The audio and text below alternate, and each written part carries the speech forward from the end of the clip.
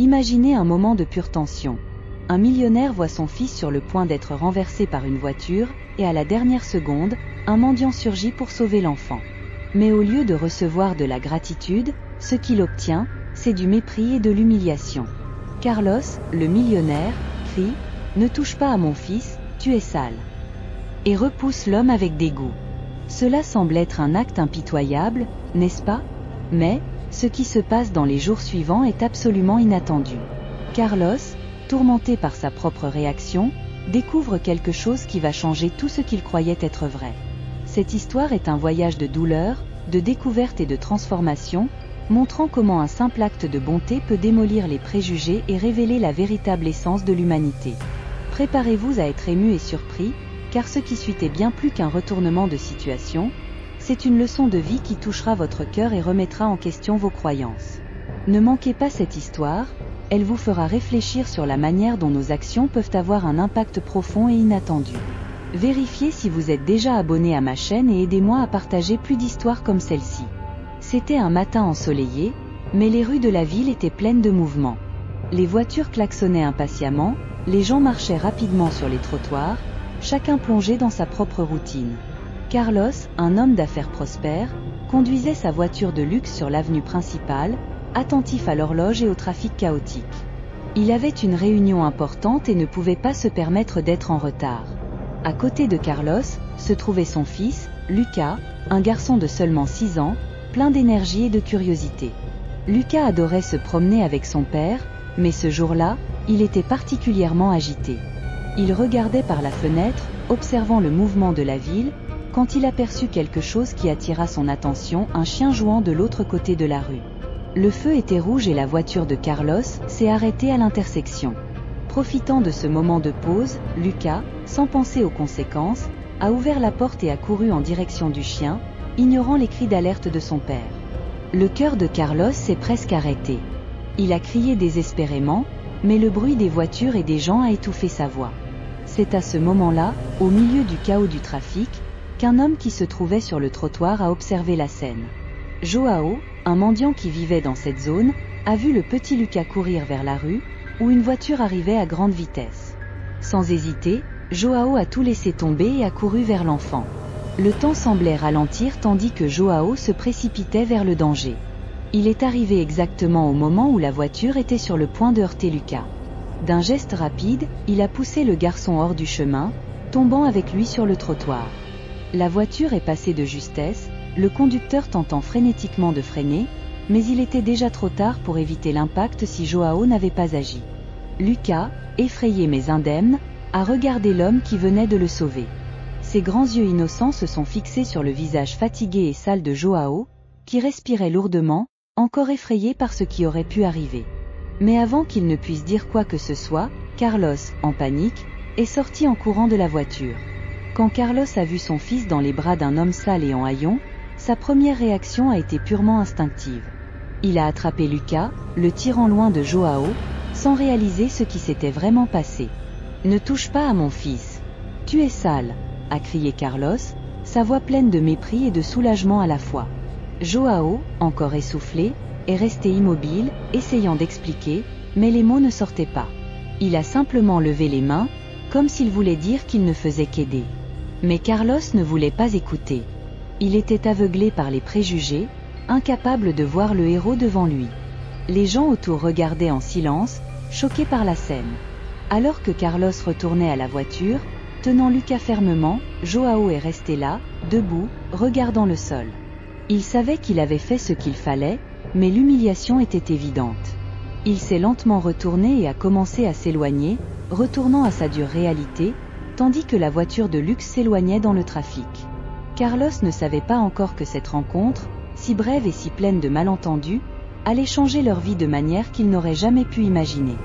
Carlos avait encore le cœur battant après le quasi-accident impliquant son fils, Lucas.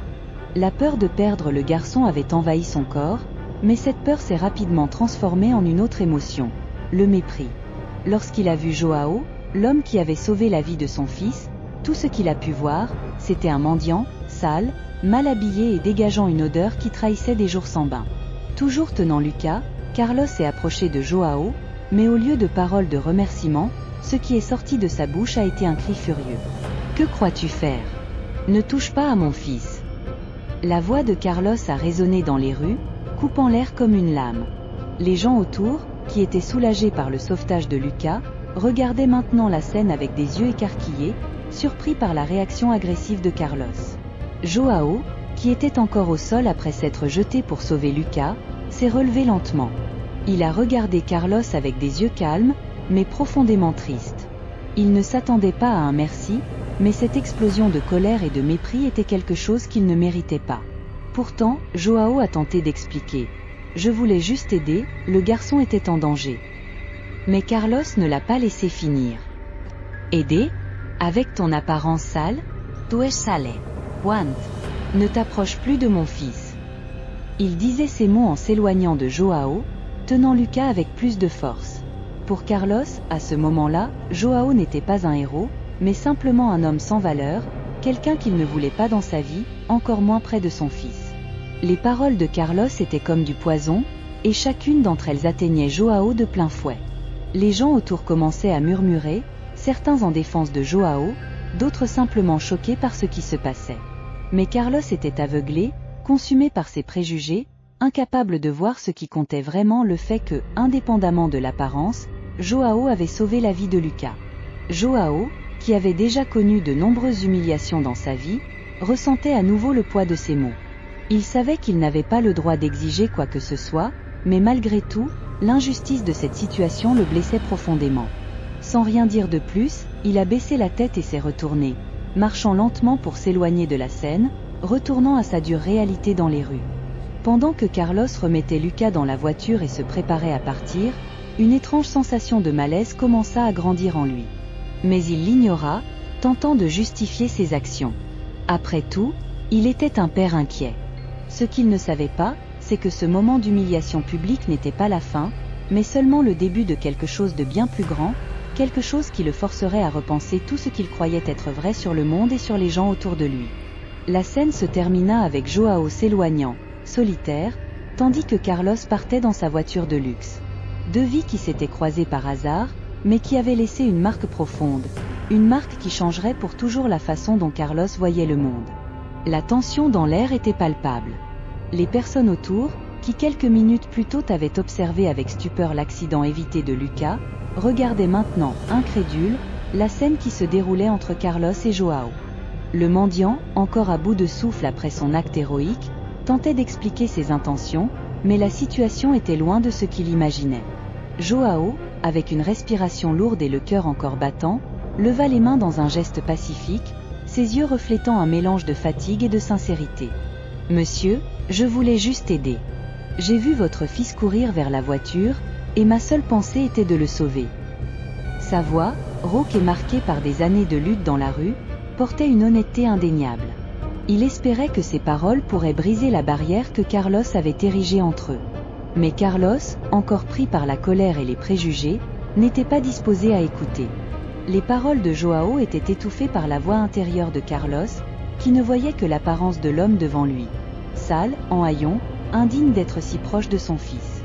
Chaque mot sortant de la bouche de Joao semblait irriter encore plus Carlos, qui, d'un geste brusque, leva la main comme s'il voulait éloigner cet homme. « Je ne veux pas entendre tes excuses. J'ai déjà dit de ne pas toucher à mon fils. » La voix de Carlos était chargée de mépris. Il se rapprocha encore plus de Joao, presque en train de le pousser. « Tu crois que je vais laisser quelqu'un comme toi approcher ma famille? Regarde-toi. Tu penses que je suis assez idiot pour croire à tout ce que tu dis. » Joao recula d'un pas, surpris et blessé par l'agressivité de Carlos. Les personnes autour regardaient, certaines murmurant entre elles, d'autres totalement stupéfaites par ce qu'elles voyaient. Elles voyaient un homme qui, quelques instants plus tôt, avait risqué sa vie pour sauver un enfant, maintenant traité comme le pire des criminels. Mais personne n'osait intervenir. L'expression de Joao devint triste. Il savait qu'il n'avait aucune chance contre les préjugés de Carlos. Il savait que, pour cet homme, il ne serait jamais plus qu'un mendiant, quelqu'un sans valeur. Et cela le blessait profondément. Pourtant, Joao n'était pas du genre à garder rancune. Il regarda Lucas, qui tenait toujours la main de son père, sans comprendre ce qui se passait vraiment, et il esquissa un léger sourire, comme s'il voulait dire que tout allait bien. Mais pour Carlos, le sourire de Joao fut mal interprété comme une provocation. « Va-t'en d'ici avant que j'appelle la police », cria-t-il, pointant du doigt la direction opposée, comme s'il voulait chasser Joao de sa vue pour toujours. Et sur ces mots, Carlos tourna les talons, tirant Lucas vers la voiture, déterminé à laisser cet incident derrière lui aussi vite que possible. Joao resta immobile un moment, observant la voiture de luxe s'éloigner. La gratitude qu'il espérait n'est pas venue, et à sa place, il n'y avait que de l'humiliation et du mépris. Mais il ne gardait pas de rancune. Il savait que la vie était dure, surtout pour ceux qui étaient au sommet, comme Carlos. Et bien que le geste de Carlos l'ait blessé, Joao se rappela de ce qui comptait vraiment. Il avait sauvé une vie, et cela suffisait pour lui. Alors que la circulation reprenait son cours et que les gens retournaient à leur routine, Joao se retourna lentement et commença à marcher, retournant à sa vie dans la rue. L'épisode était terminé, mais les marques de cette rencontre restaient, tant pour Joao que pour Carlos, bien que ce dernier ne le sache pas encore. La gratitude avait été refusée, mais l'impact de ce moment se ferait sentir longtemps. Alors que la voiture de Carlos disparaissait à l'horizon, Joao commença à marcher lentement de retour vers l'endroit qu'il appelait chez lui, un coin caché sous une vieille marquise, où il pouvait au moins se protéger de la pluie et du froid de la nuit. Chaque pas était lourd, non seulement à cause de la fatigue physique, mais aussi du poids émotionnel de ce qui venait de se passer. Les paroles de mépris résonnaient encore dans son esprit, et bien qu'il essayât de les repousser, elles le poursuivaient. Joao n'était pas né dans la rue. Au contraire, il avait déjà eu une vie digne, avec une famille, un emploi stable et un avenir prometteur.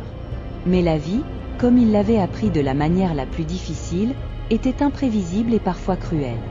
Il se souvenait clairement de comment tout avait commencé à s'effondrer. Il y a des années, Joao était un homme de famille, marié à la femme qu'il aimait, Anna, et père d'une fille nommée Sofia, qui était la lumière de ses yeux. Il travaillait comme ouvrier dans une usine, un emploi qui n'était pas luxueux, mais qui garantissait le soutien de sa famille. C'étaient des temps simples, mais heureux. Tous les jours, il rentrait chez lui fatigué, mais le cœur rempli de joie en voyant le sourire de sa fille et l'affection de son épouse. Mais la stabilité qu'il valorisait en commença à s'effondrer lorsque l'usine où il travaillait annonça des licenciements massifs. Joao fut l'un des premiers à être licencié, et à partir de ce moment-là, la vie prit un tournant différent. Sans emploi et avec peu d'opportunités, il commença à faire des petits boulots ici et là, mais rien n'était suffisant pour couvrir les dépenses de la maison.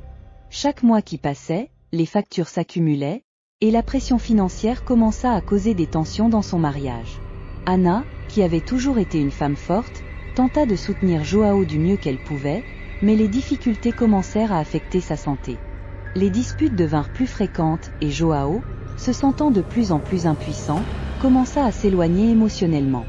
Il partait de plus en plus tôt pour chercher du travail et rentrait de plus en plus tard, espérant trouver une solution, mais la malchance semblait ne jamais finir. Puis, le coup final arriva. Anna tomba gravement malade, et sans argent pour un traitement adéquat, sa santé se détériora rapidement. Joao tenta tout, demanda de l'aide à des amis, essaya d'obtenir des prêts, mais rien ne fut suffisant. En quelques mois, il perdit la femme qu'il aimait, et avec elle, une partie de lui-même. La mort d'Anna marqua le début d'une spirale descendante dont Joao ne parvint jamais à se remettre. Avec le cœur brisé et les finances en ruine, Joao perdit la maison dans laquelle il vivait. Il essaya encore de s'occuper de Sofia, mais le poids du deuil et le manque de ressources le conduisirent à prendre une décision douloureuse. Confier la garde de sa fille aux grands-parents maternels, où elle aurait au moins une chance de mener une vie meilleure. Ce fut le jour le plus difficile de sa vie, mais il savait que c'était la bonne chose à faire. Désormais sans famille, sans maison et sans espoir, Joao se retrouva dans la rue. Les premiers jours furent les plus difficiles. La honte et le désespoir le dévoraient. Il vivait de petites aides, d'un plat offert par une âme charitable ou des quelques pièces qu'il parvenait à ramasser en collectant des canettes. Mais la vie dans la rue ne se résumait pas à survivre au froid ou à la faim. Il fallait aussi affronter le regard des gens qui, comme Carlos, le voyaient comme quelqu'un de sale et sans valeur. Alors que Joao marchait de retour vers l'endroit où il passerait une autre nuit, il se remémorait tout cela. Il se souvenait de qui il était, de ceux qu'il avait perdus, et de la façon dont la vie l'avait transformé. Mais malgré tout, il portait encore en lui une petite flamme de dignité, quelque chose que même la rue n'avait pas réussi à éteindre. Joao savait que des personnes comme Carlos ne comprendraient jamais son histoire, ne verraient jamais au-delà des vêtements sales et de l'odeur d'abandon. Mais cela ne changeait pas ce qu'il était à l'intérieur. Il était un homme qui avait aimé, qui avait perdu, et qui, malgré tout, avait encore la capacité de se soucier du bien-être des autres, comme il l'avait fait en sauvant le petit Lucas. La réalité de Joao était dure, pleine de cicatrices et de pertes. Mais c'était aussi une histoire de résistance, celle de quelqu'un qui, même quand le monde l'avait poussé au plus bas, avait encore trouvé la force de faire ce qui était juste. Et à ce moment-là, tandis qu'il s'installait sous la marquise pour une autre nuit solitaire, il savait que, malgré tout, il y avait quelque chose en lui que même les pires jours ne pouvaient lui enlever, son humanité. Après cette rencontre explosive, Carlos rentra chez lui en essayant de se convaincre qu'il avait agi correctement. Il entra dans sa luxueuse demeure, avec ses meubles impeccables et sa décoration élégante, mais quelque chose était différent ce soir-là. D'habitude, en arrivant chez lui, Carlos se sentait au sommet du monde, entouré du confort que sa richesse lui offrait. Mais maintenant, alors qu'il marchait dans les couloirs impeccables, un sentiment de malaise commençait à grandir en lui, quelque chose qu'il ne pouvait pas facilement ignorer. Carlos se laissa tomber sur le canapé en cuir dans le salon et tenta de se distraire avec la télévision, mais l'image de Joao, le mendiant qu'il avait méprisé, continuait d'apparaître dans son esprit. Il se souvenait du regard de Joao, un regard de surprise et de profonde tristesse, non de colère ou de ressentiment, mais de pure douleur. Carlos ne comprenait pas pourquoi cela le dérangeait autant. Après tout, il avait agi pour protéger son fils, Lucas, n'est-ce pas? Ce que n'importe quel père aurait fait. Il commença à repenser à l'incident. Joao avait couru à toute vitesse vers la voiture, risquant sa propre vie pour sauver Lucas d'un accident qui aurait pu être fatal. Mais, au lieu de le remercier, Carlos avait repoussé l'homme avec des mots durs, pleins de préjugés. La justification était claire dans son esprit. Il voulait protéger son fils d'un inconnu, quelqu'un qui paraissait dangereux à cause de son apparence. Mais maintenant, dans le silence de sa maison, cette justification semblait moins convaincante. Carlos se leva et marcha jusqu'à la fenêtre, regardant l'horizon illuminé par la ville. La vue qui lui apportait toujours une sensation de contrôle et de pouvoir semblait désormais vide. Il tenta de chasser cette pensée dérangeante, rationalisant que sa réaction était naturelle. Ce n'était qu'un mendiant, se disait Carlos. Je protégeais simplement mon fils. Mais, malgré ses tentatives de rationalisation, l'inquiétude continuait à grandir en lui. Il se souvenait des mots qu'il avait utilisés, du ton de sa voix, de la manière dont il avait repoussé Joao sans même lui laisser une chance de parler. Carlos avait toujours été fier d'être un homme juste, de traiter les gens avec respect, mais cette scène le faisait remettre en question sa propre image. C'était comme si, pour la première fois, il voyait une partie de lui-même qu'il n'aimait pas. Et cela le perturbait. Il commença à se demander s'il y avait quelque chose de plus dans cette situation qu'il ignorait. Avait-il jugé Joao si rapidement à cause de ses propres insécurités? Est-ce que la peur pour son fils avait aveuglé sa capacité à voir l'humanité en l'autre? Carlos tenta à nouveau de chasser ses pensées, se plongeant dans ses responsabilités quotidiennes. Il était un homme occupé, avec des affaires importantes à gérer, des gens à commander, des décisions à prendre. Mais, même au milieu des réunions et des engagements, le souvenir de Joao continuait à le hanter. C'était comme une ombre qu'il ne pouvait pas éviter. Chaque fois qu'il voyait Lucas jouer insouciant, le sentiment revenait avec encore plus de force. Comment avait-il pu être aussi cruel avec quelqu'un qui, au fond, essayait simplement d'aider? Chaque jour, l'image de Joao devenait plus claire dans son esprit, et Carlos commençait à réaliser que peut-être, juste peut-être, il avait commis une erreur. Une erreur qu'il ne pouvait pas simplement ignorer. Cette inquiétude n'était pas quelque chose à laquelle Carlos était habitué. Il avait toujours été un homme de décision rapide et de certitude inébranlable. Mais maintenant, ce sentiment de doute commençait à ronger sa confiance. Il essayait de le réprimer, se convainquant qu'il avait fait ce qu'il fallait, mais la vérité était que, au fond, Carlos savait qu'il y avait quelque chose qui n'allait pas. Quelque chose qu'il devrait affronter, tôt ou tard. Le conflit interne de Carlos marquait le début d'un changement, d'une transformation qu'il ne comprenait pas encore complètement. Il ne savait pas que cette inquiétude l'amènerait à remettre en question bien plus que ses actions ce jour-là, mais aussi la manière dont il percevait le monde et les personnes qui l'entouraient. Et tandis qu'il essayait de se convaincre que tout allait bien, Carlos était en réalité au début d'un voyage qui changerait sa vie pour toujours. Au fil des jours, la vie de Carlos suivit son rythme frénétique habituel. Il était un homme d'affaires, avec un emploi du temps chargé de rendez-vous, de réunions et de décisions importantes à prendre. Cependant, même s'il essayait de se plonger dans le travail, il y avait quelque chose qu'il n'arrivait tout simplement pas à écarter. L'image de Joao, le mendiant, courant pour sauver son fils, Lucas, de cet accident terrible. Au début, Carlos tenta d'ignorer ce qu'il ressentait. Il se répétait qu'il avait fait ce qu'il fallait, que protéger son fils était sa priorité absolue. Mais, à mesure que les jours passaient, cette justification commença à perdre de sa force. L'image de Joao, sale et vêtu de haillons, risquant sa vie pour sauver Lucas, ne quittait pas son esprit.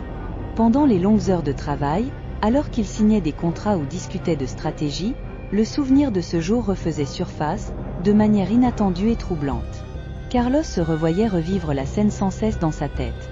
Le cri désespéré de Joao, le freinage brusque de la voiture, le petit Lucas tiré hors du danger, et, juste après, ses propres paroles cruelles, pleines de préjugés. Carlos commença à ressentir une douleur croissante dans sa poitrine chaque fois que ce souvenir revenait. Il se rappelait de l'expression sur le visage de Joao, un mélange de surprise et de tristesse, lorsqu'il fut repoussé avec mépris. À ce moment-là, Carlos était aveuglé par la peur et le préjugé, incapable de voir la réalité de ce qu'était vraiment Joao, un homme qui, malgré ses propres difficultés, n'avait pas hésité à sauver la vie d'un enfant. Ses pensées accompagnaient désormais Carlos partout, même dans ses moments de loisirs. Lorsqu'il jouait avec Lucas dans le jardin de sa villa, il ne pouvait s'empêcher de penser à Joao, qui devait probablement être quelque part, oublié dans un coin de la ville, luttant pour survivre. Il commença à se demander comment quelqu'un qui avait si peu pouvait être capable d'un acte si altruiste. Carlos se mit également à se rappeler d'autres moments de sa vie où le préjugé avait pris le dessus. Il se demanda combien de fois il avait jugé les gens sur leur apparence, sans chercher à comprendre leurs histoires, leurs luttes. Et maintenant, ce souvenir spécifique de Joao devenait quelque chose qu'il ne pouvait plus ignorer. Ce qui le dérangeait le plus, c'était le manque de gratitude qu'il avait montré. Carlos savait qu'il aurait dû remercier Joao, mais au lieu de cela, il avait laissé le préjugé l'envahir. Il se sentait honteux de la manière dont il avait agi, de la cruauté de ses paroles et de ses actions. Chaque jour, ce sentiment de honte et de remords grandissait en lui, comme une graine qui, une fois plantée, commence à germer et à se répandre dans tout son être. Carlos commença à comprendre que le problème ne résidait pas seulement dans la façon dont il avait traité Joao, mais dans quelque chose de plus profond en lui-même. Il se mit à remettre en question les valeurs qui le guidaient, à se demander comment il avait pu laisser la peur et le préjugé façonner ses réactions. C'était un Carlos qu'il n'aimait pas voir, un Carlos qu'il ne voulait pas être. L'inquiétude grandit au point que Carlos commença à perdre le sommeil. Les nuits où il était censé se reposer, il se retrouvait à tourner et à se retourner dans son lit, incapable de trouver la paix. Les souvenirs de ce jour continuaient à le hanter, maintenant mêlés à des images d'autres personnes qu'il avait traitées de manière similaire au fil des ans. Le remords commença à l'envahir d'une manière qu'il n'avait jamais connue auparavant. Avec le temps, Carlos commença à s'éloigner des activités qui autrefois lui procuraient du plaisir. Il ne pouvait plus profiter des luxes que sa richesse lui offrait, car chaque fois qu'il essayait de se distraire, la pensée de Joao revenait. C'était comme s'il était piégé dans un cycle de culpabilité et de remords, dont il n'arrivait pas à sortir. Finalement, Carlos accepta que, pour trouver la paix qu'il désirait tant, il devait faire quelque chose à propos de ce sentiment. Le remords qu'il ressentait n'était pas une simple émotion passagère. C'était un appel à l'action, un besoin de corriger l'erreur qu'il avait commise. Il savait que le premier pas serait difficile, mais il savait aussi que, sans le faire, il continuerait à être tourmenté par cette culpabilité. C'est à ce moment-là que Carlos décida qu'il ne pouvait plus ignorer ce qu'il ressentait. Il savait qu'il devait retrouver Joao, le regarder dans les yeux, et enfin le remercier et demander pardon. Le voyage qu'il s'apprêtait à entreprendre serait le plus important de sa vie, un voyage non seulement pour retrouver un homme qu'il avait méprisé, mais pour trouver la rédemption en lui-même. La culpabilité qui consumait Carlos ne lui laissait pas d'autre choix. Il savait qu'il devait comprendre qui était Joao, l'homme qu'il avait si cruellement méprisé. Poussé par ce besoin, Carlos commença à enquêter sur Joao, déterminé à en apprendre davantage sur sa vie, au-delà de l'image superficielle qu'il s'était formée le jour de l'incident. Carlos commença sa recherche discrètement. Initialement, Il tenta de demander à quelques personnes qui fréquentaient le même quartier où Joao avait l'habitude de rester. Au début, c'était difficile. La plupart ne savaient pas grand-chose de lui, seulement qu'il était un mendiant qui traînait toujours là, silencieux, sans causer de problème. Mais peu à peu, Carlos commença à assembler les petites pièces du puzzle. Il découvrit que Joao n'était pas un homme ordinaire. Son apparence négligée cachait une histoire de lutte et de perte que peu de gens auraient pu imaginer. Joao avait été un travailleur dévoué, un père de famille. Autrefois, il menait une vie digne. Il travaillait comme mécanicien dans un petit atelier qu'il avait ouvert avec beaucoup d'efforts. Son épouse, Maria, était le grand amour de sa vie, et ensemble, ils avaient une fille, petite et pleine de vie, nommée Anna. L'atelier de Joao n'était pas grand, mais il était connu pour son honnêteté et la qualité de son travail. Joao était respecté dans sa communauté, et ses clients lui faisaient confiance. Cependant, comme tant d'histoires, le destin apporta un cruel retournement de situation. L'économie commença à décliner, et les affaires de Joao en ressentirent l'impact. Moins de clients, moins d'argent, plus de dettes. La pression commença à monter, et ce qui était autrefois une entreprise prospère devint un fardeau. Pour aggraver les choses, une tragédie personnelle bouleversa profondément Joao. Son épouse, Maria, tomba soudainement malade. Une maladie rare et agressive s'empara rapidement d'elle. Joao, désespéré, dépensa tout ce qu'il avait pour essayer de sauver sa femme, vendant l'atelier, la maison, tout ce qu'il possédait. Mais, malgré tous ses efforts, Maria ne survécut pas. Sa mort laissa Joao dévasté, sans repère. Sans son épouse et sans son atelier, Joao vit sa vie s'effondrer. La douleur de perdre Maria et la culpabilité de ne pas avoir réussi à la sauver le consumèrent. Pour aggraver les choses, il ne parvint pas à s'occuper de sa fille Anna comme il le souhaitait. Incapable de subvenir à ses propres besoins et à ceux de sa fille, Joao prit la décision la plus douloureuse de sa vie. Il confia Anna aux soins d'une tante éloignée, croyant qu'elle aurait ainsi une chance d'avoir un meilleur avenir. Désormais complètement seul et sans direction, Joao se retrouva dans la rue. Les nuits froides et les journées de faim devinrent sa nouvelle réalité. Il errait dans la ville, sans but, tourmenté par les souvenirs d'une vie qu'il ne pourrait jamais retrouver. Mais, même au milieu de cette obscurité, Joao conserva sa bonté, comme le jour où il sauva Lucas, le fils de Carlos.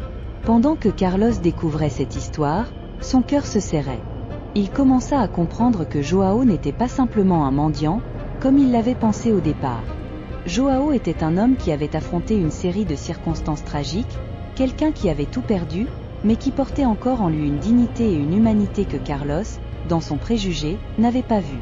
Carlos se sentit honteux d'avoir jugé Joao si rapidement, d'avoir été si aveugle aux réalités des personnes qui l'entouraient. Il comprit que la vie peut être impitoyable, et que personne n'est à l'abri d'une chute. Plus important encore, il réalisa que Joao, malgré tout ce qu'il avait perdu, restait un être humain digne de respect et de compassion. Cette enquête apporta une nouvelle perspective à la vie de Carlos. Il ne pouvait plus voir Joao comme avant, comme un simple mendiant. Désormais, il le voyait comme un homme, un père qui avait fait l'impossible pour sauver sa famille, et qui, malgré ses propres pertes, n'avait pas hésité à sauver la vie de quelqu'un d'autre. Carlos savait qu'il devait faire quelque chose. Non seulement pour Joao, mais aussi pour lui-même. Il devait corriger l'erreur qu'il avait commise, il devait trouver un moyen de réparer la douleur qu'il avait causée, même si ce n'était qu'une petite partie des blessures que Joao portait. Carlos savait qu'il ne pouvait pas ignorer la culpabilité qui le rongeait. Les nuits devenaient insomniaques, avec l'image de Joao, l'homme qu'il avait humilié, envahissant ses pensées. Il devait faire quelque chose, il devait se racheter. Et ainsi, un après-midi nuageux, il décida qu'il était temps de chercher Joao. La décision de le retrouver ne fut pas facile. Carlos était nerveux, sentait un nœud dans la gorge en imaginant ce qu'il dirait. Comment s'excuser pour quelque chose d'aussi cruel? Mais il savait que, aussi difficile que cela puisse être, c'était la seule manière de trouver la paix. Carlos se rendit dans le quartier où il avait vu Joao pour la dernière fois. Il chercha dans les rues, observant chaque recoin à la recherche de l'homme qui l'avait embarqué. Son cœur battait à tout rompre, et à chaque pas, l'anxiété augmentait. Il commença à demander à propos de Joao aux commerçants et habitants locaux. Certains le connaissaient, mais personne ne savait exactement où il se trouvait à ce moment-là. Après des heures de recherche, Carlos le trouva enfin dans une ruelle étroite, où Joao était assis, le dos appuyé contre un mur vieux et usé. Ses yeux étaient fermés, comme s'il était en pleine réflexion ou essayait de se détacher des difficultés qui l'entouraient. Carlos hésita un moment, observant l'homme devant lui. Joao semblait encore plus fragile que le jour où il avait sauvé son fils. Ses vêtements sales et déchirés, son visage marqué par le temps et les adversités de la vie, tout en lui exhalait une douleur silencieuse. Avec un soupir lourd, Carlos s'approcha. Le bruit de ses pas attira l'attention de Joao, qui ouvrit lentement les yeux, un peu surpris de voir cet homme bien habillé s'approcher de lui. Joao ne reconnut pas immédiatement Carlos, mais quelque chose dans le regard de cet homme lui semblait familier. « Joao, c'est moi, Carlos », dit-il, en essayant de garder une voix ferme, mais incapable de cacher l'émotion qui débordait. João resta silencieus, attendant que Carlos continue. Le millionnaire s'accroupit devant lui, dans un geste qui symbolisait sa tentative de se mettre au même niveau que cet homme qu'il avait méprisé. « Je suis venu ici pour m'excuser. J'ai été horrible avec vous ce jour-là. Vous avez sauvé mon fils, au lieu de vous remercier, je vous ai humilié. J'avais tort, et je suis vraiment désolé. » Joao, qui avait entendu tant de paroles cruelles au cours de sa vie dans la rue, n'était pas préparé à ce changement soudain. Il observa Carlos attentivement, essayant de comprendre ce qui motivait cette demande de pardon. Mais il y avait de la sincérité dans les yeux de Carlos, une sincérité qui ne pouvait être ignorée. « Il n'y a rien à pardonner, monsieur. Je suis habitué à ce genre de choses, » répondit Joao, d'un ton résigné, mais Carlos secoua la tête, déterminé à ne pas laisser le poids de ses mots être minimisé. « Non, João. Ce n'est pas juste. Je ne peux pas accepter que tu penses mériter d'être traité de cette manière. Personne ne le mérite. J'ai commis une erreur terrible, mais je veux essayer de la corriger. Je ne sais pas comment réparer ce que j'ai fait, mais je suis ici pour écouter, pour apprendre, et pour aider, si tu me le permets. » Ces mots, simples mais chargés d'un poids émotionnel énorme, brisèrent quelque chose en Joao. Il n'avait pas l'habitude d'entendre quelqu'un se préoccuper de lui, encore moins quelqu'un comme Carlos. Pendant un instant, il sentit les larmes menacées de couler, mais il les retint. Il avait déjà beaucoup pleuré dans sa vie, et les larmes ne changeaient rien. Mais la sincérité de Carlos éveilla en lui quelque chose qu'il pensait avoir perdu à jamais, sa dignité. Joao prit une grande inspiration, ressentant pour la première fois depuis longtemps qu'on le voyait comme un être humain, et non simplement comme un mendiant. Il restait encore hésitant, encore méfiant. Mais il y avait une étincelle d'espoir. « Je ne sais pas quoi dire, » répondit-il, la voix légèrement tremblante. « Mais merci pour tes paroles. » Carlos, voyant la vulnérabilité de Joao, tendit la main. « Joao, laisse-moi t'aider. Je sais que je ne peux pas effacer le passé, mais nous pouvons travailler ensemble pour un avenir meilleur. Cela ne doit pas être ainsi, tu n'as pas besoin d'affronter tout cela seul. » Joao regarda la main tendue de Carlos, puis son visage, cherchant le moindre signe de fausseté, mais il n'en trouva pas. Le geste de Carlos était sincère. Joao, avec hésitation, saisit la main de Carlos, et à cet instant, quelque chose changea. C'était comme si, en acceptant cette main, il acceptait aussi une nouvelle chance dans la vie. Pour Carlos, ce simple geste de serrer la main de Joao fut un tournant. Lui, qui avait toujours été fier de ses succès matériels, réalisa que la véritable richesse résidait dans l'humanité, dans la capacité à se connecter aux autres, quelles que soient leurs circonstances. Et pour Joao, cette rencontre fut la première fois depuis longtemps qu'il se sentait vu, respecté et valorisé. Cette rencontre transformante ne portait pas seulement sur le pardon et la rédemption, mais aussi sur deux personnes, venant de mondes complètement différents, qui se sont unis dans un moment d'humanité partagée. Et c'est là, dans cette ruelle étroite et sale, qu'ils ont tous deux commencé à tracer un nouveau chemin, où le respect et la dignité parlaient plus fort que tout préjugé. Après cette rencontre transformatrice entre Carlos et Joao, tous deux commencèrent à voir le monde avec des yeux neufs. Carlos, mu par une profonde honte et une empathie nouvellement découverte, décida qu'il voulait faire plus que simplement présenter des excuses. Il voulait agir, il voulait inverser la douleur qu'il avait causée, et en même temps, offrir une véritable opportunité à Joao. C'était un jour ensoleillé lorsque Carlos prit sa décision. Il s'assit dans son bureau, une pièce moderne et élégante, mais qui lui semblait maintenant un peu plus froide et impersonnelle. Tandis qu'il regardait par la fenêtre, Il pensait à la façon dont sa vie avait changé après cette rencontre avec Joao. L'image de cet homme fragile, mais digne, qu'il avait humilié, ne quittait pas son esprit. Il savait qu'il devait faire quelque chose de significatif, quelque chose qui pourrait réellement changer la vie de Joao pour le mieux. Carlos commença à planifier. Il ne voulait pas simplement offrir un don ou une simple aide financière. Il voulait faire quelque chose de plus profond, quelque chose qui ferait vraiment une différence dans la vie de Joao. Et puis, il eut une idée. Il savait que Joao avait un talent inné pour la menuiserie. Joao avait révélé que, avant sa vie dans la rue, il travaillait comme charpentier, une passion qu'il portait encore en lui malgré les difficultés. Carlos contacta quelques personnes et organisa un projet spécial. Il décida de transformer un ancien hangar, appartenant à l'une de ses entreprises, en un atelier de menuiserie entièrement équipé. Le hangar serait rénové, équipé d'outils modernes et suffisamment spacieux pour travailler confortablement. Plus important encore, il offrirait à Joao un emploi, avec un salaire équitable, afin qu'il puisse retrouver la dignité de son métier. Le jour de la révélation, Carlos invita Joao à visiter le hangar. Joao était curieux, mais n'avait aucune idée de ce qui allait se passer. Carlos prit soin de préparer la surprise avec attention, pour s'assurer que tout soit parfait. Il voulait que ce moment soit mémorable, non seulement pour Joao, mais aussi pour lui-même, comme un symbole du changement qu'il avait traversé. Quand Joao arriva au hangar, son expression de surprise et d'émerveillement fut instantanée.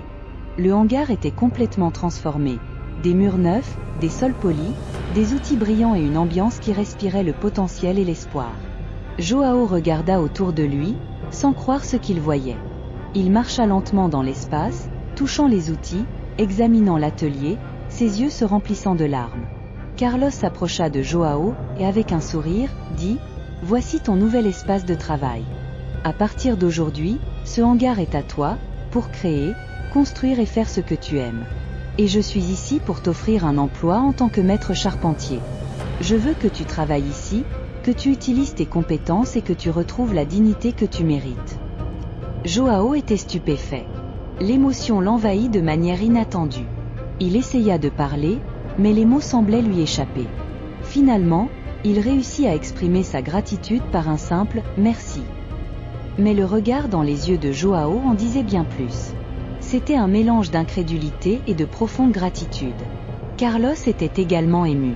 Il avait planifié chaque détail, mais voir la réaction de Joao rendit tout cela précieux.